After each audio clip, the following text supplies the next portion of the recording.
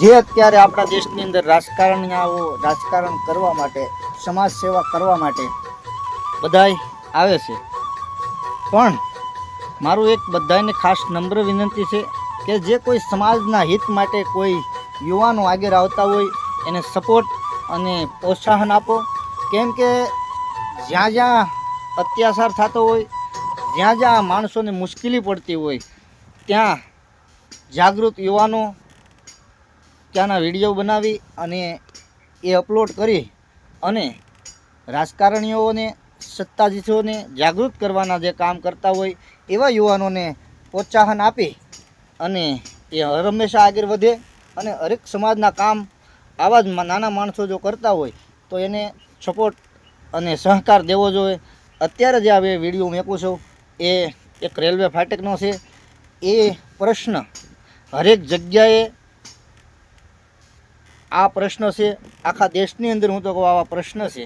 તો આવા પ્રશ્ન હલ જેમ બને એમ થાય અને આવા પ્રશ્નના કારણે જે પીડાતી પબ્લિકને રાહત મળે એ માટે આ ભાઈનો વિડીયો સાંભળો અને જુઓ. હકીકત આવા પ્રશ્ન છે અને હું આ ભાઈને પ્રોત્સાહન આપવા માટે આ ભાઈનો વિડીયો તમને હું મારા પેજ ઉપર મેકું છું. અને તમે બધા આ ભાઈથી સહમત હોય તો લાઈક, શેર, ફોલો, કોમેન્ટ જરૂર કરજો અને આવા વ્યક્તિઓને સપોર્ટ કરો અને સહકાર આપો. જય હિન્દ, જય ભારત.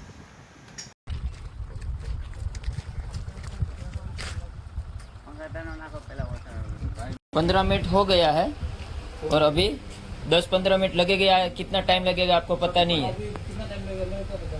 बरोबर 15 मिनट तो हो गया है. हो गया. अच्छा, मैं बता सकता हूँ. हाँ बता दीजिए ना सर जी.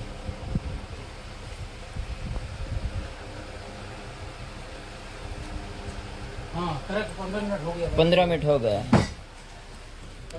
હિતેશ સોલંકી. આજે રાજુલા અને વડલી વચ્ચેની જે ફાટક છે તે અંદાજે 20 મિનિટની આજુબાજુથી બંધ છે. જ્યારે અમે 5 મિનિટ પહેલા અહીંયાના જે ફાટકના અધિકારી છે તેમને પૂછ્યું તો એમણે કીધું કે 15 મિનિટની આજુબાજુથી બંધ છે ને હજી કેટલો સમય લાગે એનો નક્કી નથી. અહીંયાથી હરરોજનો આ પ્રશ્ન છે ને, રાહદારીઓ હર દિવસ માટે હેરાન પરેશાન થતા હોય છે. આ તમામ લોકો આટલા તડકાની અંદર, આ વાતાવરણની અંદર હરરોજ આવી જ પરિસ્થિતિ ભોગવવી પડે છે. પરમ દિવસેની જો ઘટના કહો તો પરમ દિવસે આ ફાટક કંઈક ટેકનિકલ ફોલ્ટના લીધે બંધ થઈ ગઈ હતી. અંદાજે 1.5 કલાક જેવો રિપેરિંગમાં સમય લાગ્યો તો લોકો હેરાન પરેશાન થઈ રહ્યા છે. આ ભારતીય જનતા પાર્ટીના સત્તાધીશો જે રાજુલાની અંદર વાતો કરે છે કે અમે વિકાસની વાતો કરે છે, વિકાસની વાતોને અમે વેગ આપવા માટે કહીએ છીએ, પણ આવા જે પ્રશ્નો છે કે સ્થાનિક લેવલના લોકો હેરાન પરેશાન થઈ રહ્યા હોય તો એના આ પ્રશ્નોને નિરાકરણ લાવવા માટેના કંઈક પ્રયત્ન કરવા જોઈએ. તો અમે એવું કહી શકીએ કે ડબલ એન્જિનની સરકાર કહી શકાય. જય હિન્દ, જય ભારત.